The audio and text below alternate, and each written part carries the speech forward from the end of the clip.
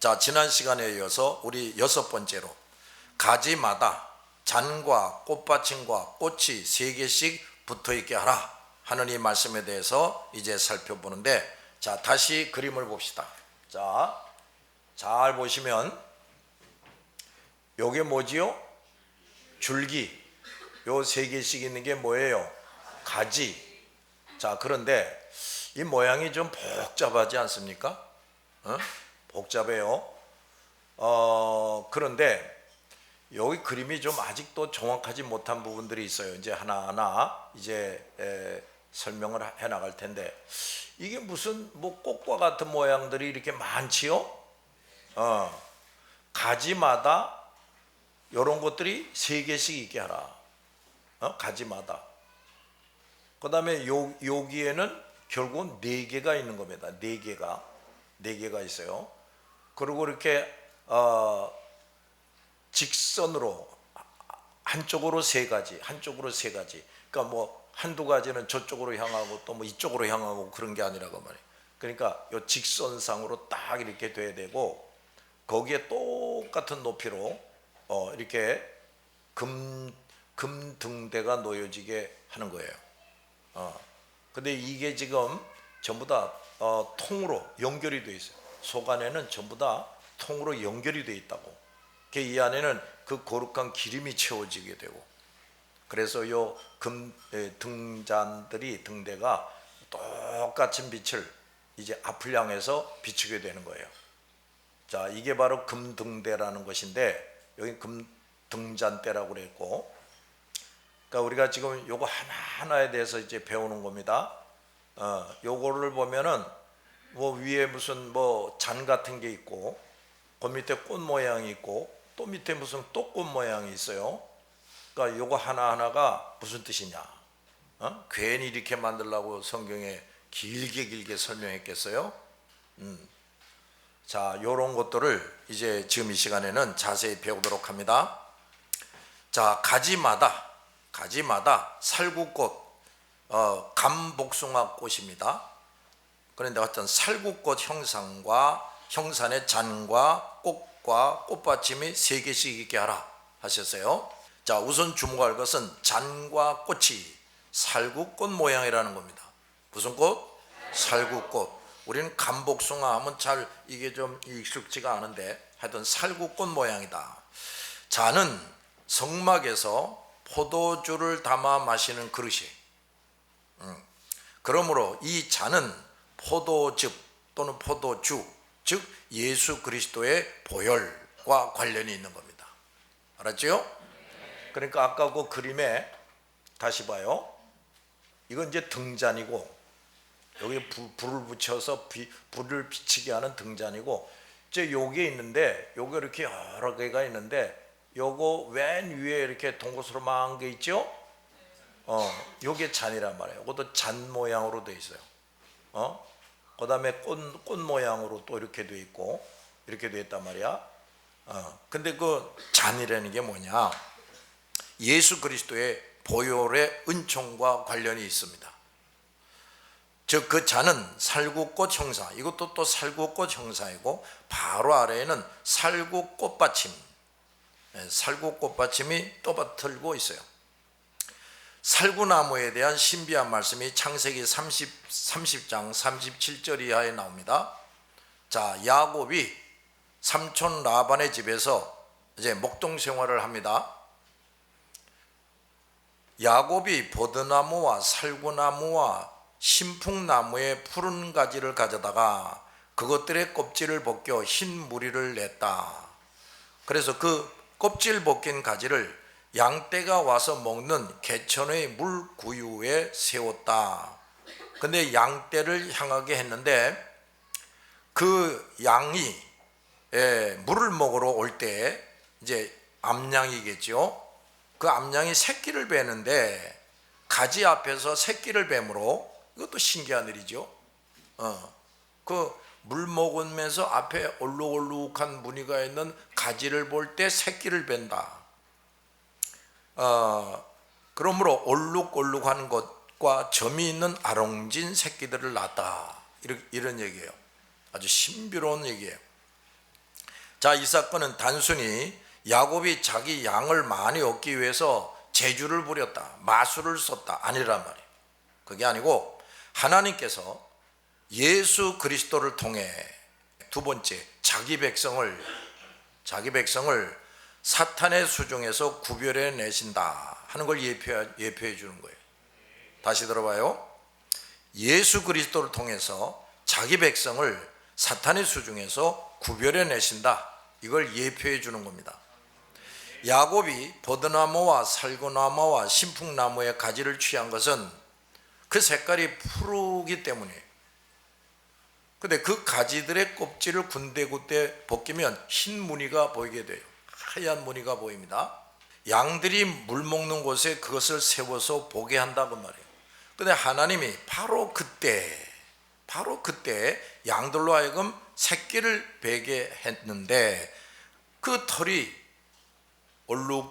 얼룩하거나 점이나 아롱지게 하는 새끼들을 낳았다. 이건 뭐냐면, 이건 하나님께서 이제 그 야곱에게 그 푸른 나무 가지들을 잘라다가 중간중간 껍질을 벗겨서 희끗희끗한 무늬를 내, 그 다음에 양들이 물 먹는 곳 맞은편에 꽂아놔. 그래서 이제 그렇게 했단 말이에요. 근데 이제 암양들이 물 먹으러 이렇게 오는데 그걸 보는 순간에 임신을 하는 거예요, 이 양들이. 그래가지고 얼룩얼룩한 거, 뭐 아롱진 것, 뭐 점 있는 것, 이런 것들을 임신하게 했다. 이거는 전적으로 하나님의 능력의 역사예요. 이것은 모태에서부터 죄인이 아닌 하나님이신 메시아가 올 것이다. 그러니까 얼룩무늬 양이 아니라고 말이에요. 얼룩무늬 양이 아닌 하나님이신 메시아, 푸른색이 바로 그걸 의미하는 거예요. 그 메시아가 벌거벗겨진다. 중간중간 껍질이 까여진다. 벌거벗겨져서 십자가에 죽으실 것이다.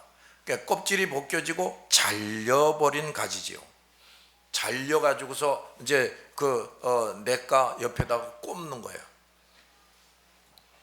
다시 봐요. 모태에서부터 죄인이 아닌 하나님이신 메시아가 벌거벗겨져서 십자가에 죽으신다. 이것을 받아들이는 사람이, 그러니까 신무늬의 가지들을 만나고 바라보는 거예요. 그런 사람이 심령이 거듭나고 하나님의 백성이 되는 것이다. 이걸 예표하는 것이었어요. 알았습니까? 내가 중학교 때 바로 이 창세기 30장에 있는 말씀을 읽으면서, 야, 이거 참 신기한데 이게 무슨 뜻이 있을 텐데 이게 무슨 뜻일까 도무지 알 수가 없었어요. 그래서 교회 가서 전도사님에게 질문했더니 전도사님도 모르겠다고 그래. 그래서 이걸 알으려고 아주 애를 많이 썼는데 결국에 신학교 가서 공부를 하면서 내가 이걸 이제 확실히 깨닫게 되는 겁니다.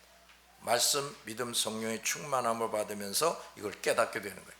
하나님께서 등잔대의 가지들에 살구꽃 모양의 잔과 꽃을 만들라 하시는 것은 바로 이 예표된 진리, 이거와 연결이 되는 겁니다. 성경은요 아주 유기적이에요.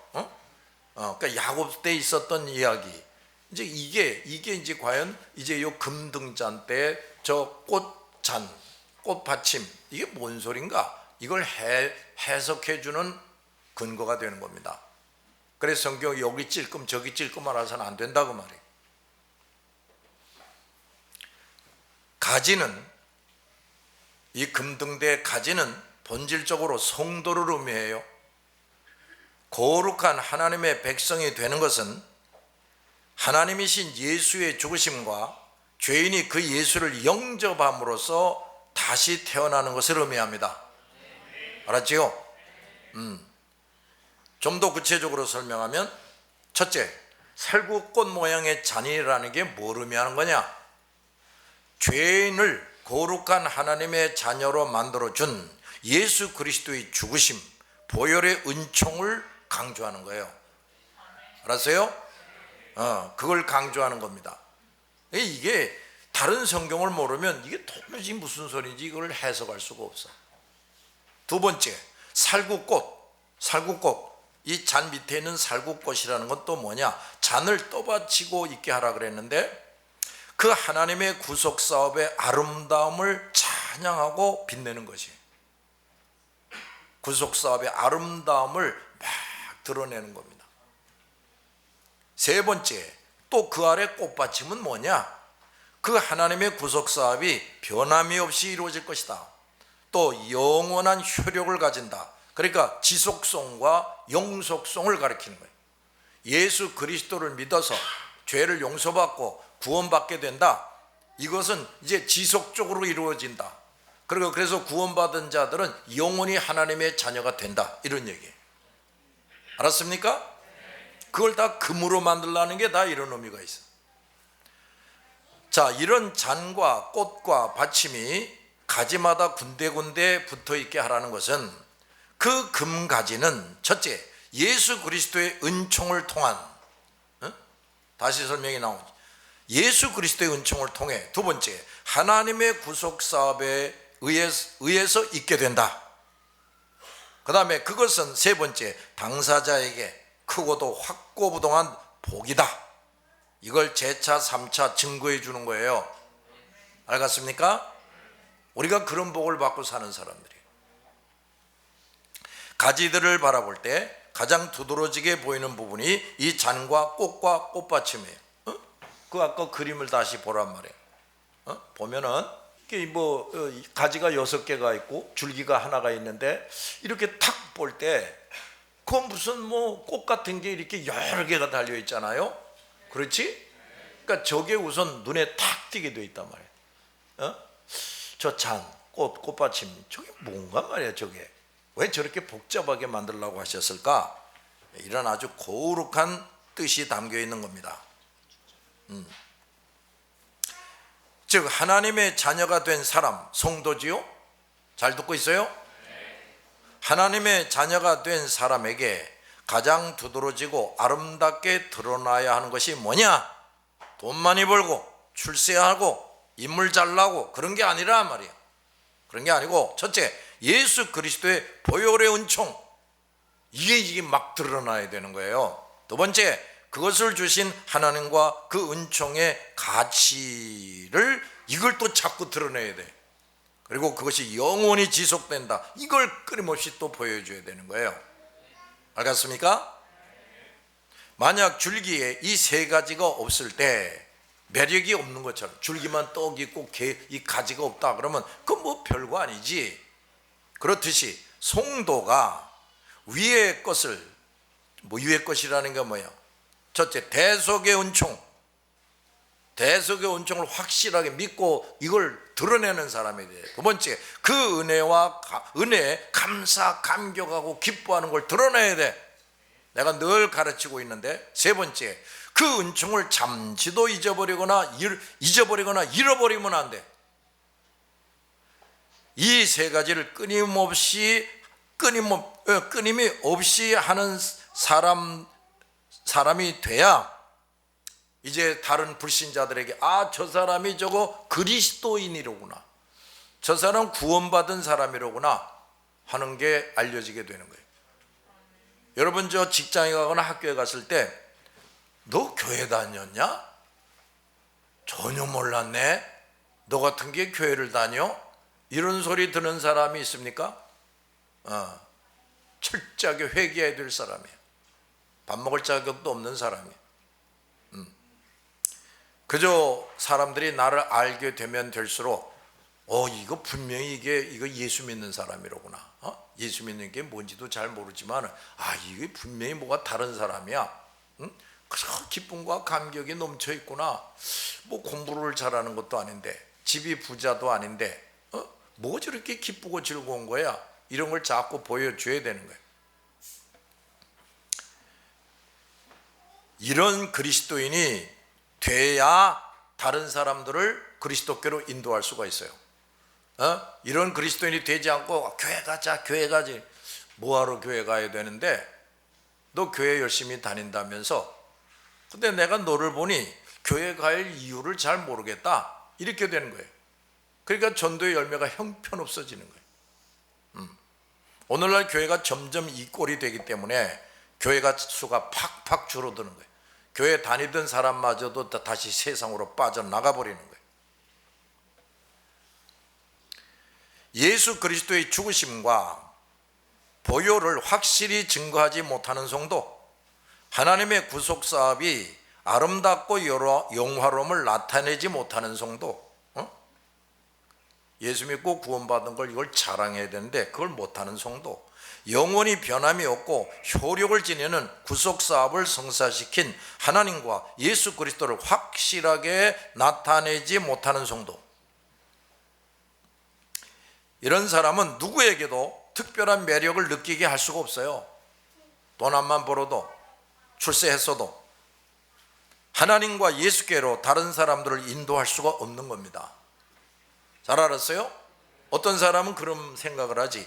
내가 돈도 좀 벌고 말이야, 출세도 좀 하고, 이렇게 돼서 내가 전도하면 많은 사람이 빨리 예수를 믿지 않겠나? 이런 생각을 하는데, 천만의 말씀, 내가 지금 재정적으로 좋든지 안 좋든지, 학벌이 어떻게 됐든지, 인물이 어떻게 생겼든지 상관없이 나로 하여금 예수 그리스도가 자꾸 이렇게 은근히 냄새가 풍겨져야 돼. 내가 예수 믿고 삶으로써 얼마나 행복하게 사는지 이걸 보여줘야 돼. 근데 그렇게 할 줄 아는 성도가 너무 없단 말이에요. 등잔대, 금등대는 밝은 빛을 발할수록 그 자신이 아름답고 거룩한 금등대임을 점점 드러내게 되는 겁니다. 그렇지요? 즉 복음 전파자가 복음을 정확하고 능력 있게 전파할 때 그것으로 자신과 예수가 가장 거룩하고 아름답고 가치 있는 금등대가 되어 있다는 걸 보여주는 거예요. 복음을 확실히 깨닫고 예수를 확실하게 믿고 그 대속의 은총에 감격하면서 그런 사람은 복음을 전하지 않을 수가 없어요. 바빠서 못합니다. 건강하지 못합니다. 새끼들 때문에 못합니다. 그건 다 헛소리들이야. 그 대속의 은총을 확실히 믿고 있는 사람, 그 은혜에 감사 감격하며 사는 사람은 그 예수 안 믿는 사람들이 이렇게 보면 너무 불쌍해서 가만히 있을 수가 없게 되는 거예요. 그래서 전도하게 된다고 말이지. 따라서 이런 사람은 그 어두운 세상에서 밝고 영광스러운 사람이 되고 인생을 삽니다. 우리가 이렇게 돼야 돼요. 알았어요? 성도가 자신의 가치와 행복을 확실하게 소유하는 방법이 뭐냐? 하나님과 예수 그리스도의 은총을 확실히 드러내고 자랑하는 겁니다. 내가 제자훈련 때 여러 번 얘기를 하는데 우리가 시간이 지날수록 이렇게 돼야 돼요. 사람들이 이제 우영이를 본단 말이에요. 우영이를 보는데 1년 전에 보고 몇 달 전에 보고 오늘 보고, 근데 이제 시간이 이렇게 흐를수록 저 우영이라는 저 친구가 그 집안이 어떤지도 다 알아. 부모가 어떤지, 집안이 잘 사는지 못 사는지 다 알아요, 옆에 있는 사람들이. 그런데 이렇게 보면 볼수록 그 우영이를 보면서 하나님이 누구신지, 예수 그리스도를 믿는다는 게 무엇인지를 점점 더 분명히 뭔가 이렇게 드러내고 사람들에게 어떤 느낌을 주고 이렇게 돼야 되는 거예요. 알았습니까? 그게 되고 있냐 말이지. 그것이 가장 효과적인 방법이 되는 거예요. 인간적이고 세상적인 것을 자랑하는 성도나 또는 목사는, 그런 또 교회는 등잔대의 가지가 아니라고 말이에요. 그러면 진정한 전도를 할 수가 없어요. 7번째, 가지들에 대해서 마지막으로 하신 말씀은 등대에서 그 줄기에서 6가지를 같게 나오게 하라, 이런 얘기입니다. 똑같이 나오게 하라. 가지들은 모양과 재질이 똑같습니다. 이것은 믿는 사람들이 각자의 위치, 하나님께서 부여해 주신 그 직책이 다를 뿐이지 본질상 다 같은 신분이고 귀중하다, 이걸 의미해요. 본질상 이제 목사든 집사든 요 조그만 신자든 뭐야, 이게 하나님의 아들이고 딸이다 이거지. 어느 하나도 누락되거나 부족하면 이 등대 전체가 균형을 잃게 되는 거예요. 성도가 성도 구실을 똑바로 못하게 되면 다른 구실을 잘하는 사람들에게 이거 짐이 되는 겁니다. 누를 끼치는 거예요. 교회 전체에 해를 끼치는 게 되는 겁니다. 그런 사람이 돼가지고 하나님 나 이런 복을 주세요, 저런 복을 주세요. 그거 하나님이 주시겠습니까? 모든 직책이 다 중요하므로 큰 일만 귀히 여기고 작은 일은 가볍게 여겨서는 안 되는 거예요. 알았죠? 그러므로 성도들은 따라서 서로 존중하라. 존중할 줄 알아야 돼. 또 각자의 위치를 인정하고 귀하게 여길 줄 알아야 돼. 자, 이 6개의 가지를 갖게 한다는 것은 그것이 등대 줄기의 옆에서 나온 가지들이기 때문이라 이 말이에요. 줄기 옆에서 나온 가지들이기 때문에 그렇다는 거예요. 알았어요? 등대에서 나온 이라는 표현을 분명하게 쓰고 있어요. 즉 그 가지들은 오직 하나의 줄기인 예수를 위하는 것입니다. 자기를 위하는 게 아니에요. 오직 줄기인 예수를 위해서 가지들은 존재한다고 말이에요. 가지들이 항상 명심할 것은 나는 등대를 위한 자다 하는 사실이에요. 줄기인 예수 그리스도를 더욱 빛내기 위해 가지들도 금으로 된 것처럼 성도들은 서로 금가지가 되도록 힘쓰고 도와야 합니다. 알았지요?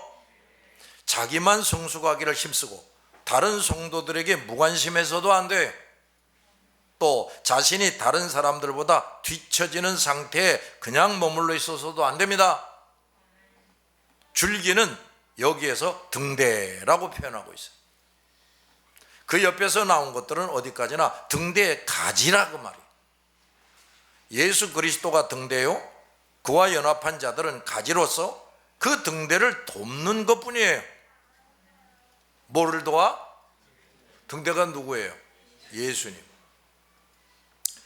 만약 그 가지들이 줄기를 상실하거나 무시해버리면 이건 금등대의 가지가 아니지, 어떤 막대기에 붙어있는 거겠지.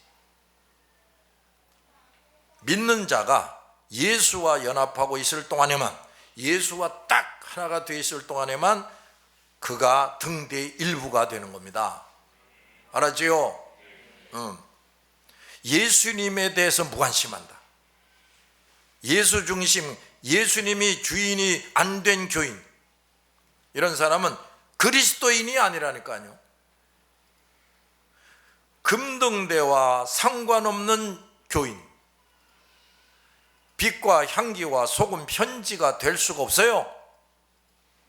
그러니까 예수와 확실한 관계가 안 됐기 때문에 예수의 빛을 비칠 수도 없고 예수의 향기를 발할 수도 없고 소금의 사명을 제대로 감당할 수가 없는 거라고 말이지. 그런데 교회 안에 이런 교인들이 대부분입니다. 많은 성도들과 일꾼들이 예수와의 관계가 분명하지 못해서 등대의 가지구실을 제대로 하지 못하고 있어요. 또 많은 교회들도 겉으로 보기에는 큰 등대 같아. 수많은 가지들이 붙어 있는 것 같아. 가지가 수백 명, 수천 명이 되는 것 같은데 그 줄기가 확실하게 예수 그리스도가 아니므로 도무지 등대의 구실을 할 수가 없다 그 말이지요. 돈, 사람, 권력, 또 허용, 자기중심, 자기만족, 자기 자랑, 이런 교인들만 잔뜩 모아놓고 건물을 크게 짓고 건물을 조그맣게 만들고 교인 수도 몇 명 안 되는 그런 교회를 보면은 아주 비웃습니다. 우습게 여겨요. 이게 다 정신 나간 짓들이지. 에? 나는 예수의 줄기에서 나온 가지인가? 예수의 빛을 발하는 것을 돕는 가지인가? 오히려 지금 다 옆에 있는 가지는 예수의 빛을 비추고 있는데 내가 가로막고 있는 놈은 아닌가?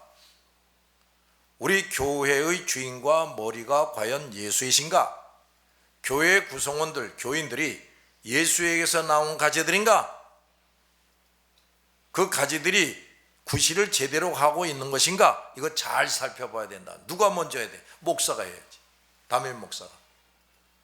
그냥 숫자만 잡고 불리려고 하고 시설만 늘 크게 매는 그 무슨 의미가 있냐고 말이에요.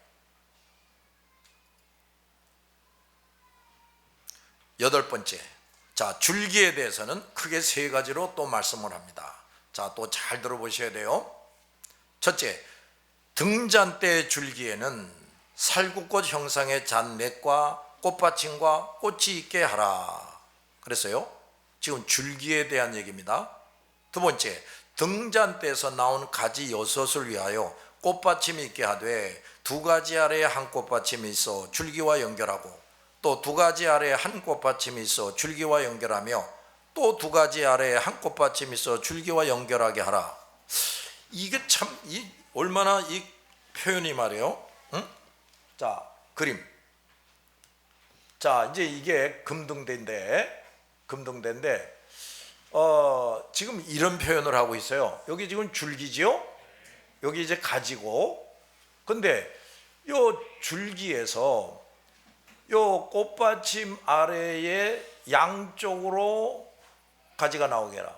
또 꽃받침 아래에 양쪽으로 가지가 나오게 해라. 또 꽃받침 아래에 양쪽으로 가지가 나오라. 야, 이걸 아주 길게 설명하고 구체적으로 설명하고 있어요. 그러니까 이것도 뭐가 중요한 의미가 있다 이런 얘기겠죠? 근데 여기 지금 이제부터 그림을 좀 고칠 것이 나오는 건데, 바로 요 동그라미 친 거 있죠? 요 동그라미 친 게 이제 우리가 여태까지 본 그거예요. 잔, 밑에 꽃받침, 또 밑에 꽃받침, 요건데, 근데 사실은요, 이게 줄기 아닙니까? 줄기인데 여기에 이거 네모난 마른 목골 같은 게 있죠? 이게 또 따로 있는 겁니다. 따로 있는 거예요. 그러니까 요거는 요 동그라미 친 거는 가지를 연결하기 위한 받침 구실을 하는 거예요. 요것들은. 그런데 이 줄기에는 특이하게 또 요런 마른 목골 같은 게 또 있게 된단 말이야. 이거와 A와 B 사이에 있고, 그다음에 또 바로 요 잔이 있는데 그 잔 밑에도 이게 있고, 또 이거 B와 C 사이에 있고 C와 D 사이에 있다 이 말이에요. 이렇게 만들라는 거예요. 등잔대 줄기에는 살구꽃 형상의 잔넷과 꽃받침과 꽃이 있게 하고, 등잔대에서 나오는 가지 6을 위하여 꽃받침이 있게 하되 2가지 아래 한 꽃받침이 있어서 줄기와 연결하고, 이렇게 말이 나왔죠. 그러니까 여기에 살구꽃 형상의 잔넷과 꽃받침과 꽃이라는 것과 이 밑에 있는 거하고는 이게 다른 거예요. 같은 게 아니라 그 말이지. 같은 걸 얘기하고 있는 게 아니에요. 요 A, B, C, D, 그러니까 요 마른 목골을 얘기하는 겁니다. 마른 목골, 요거를 얘기하는 거고, 그 다음에 35절에 2가지 아래에 한 꽃받침은 별개의 곳으로 만들라는 것은 요 동그라미 친 것들을 의미하는 거예요. 알았죠? 그러니까 이게 다른 거예요. 요거와 요게 다른 거야. 자, 이건 또 뭔 소리인지는 다음 시간에 하겠습니다. 기도합시다.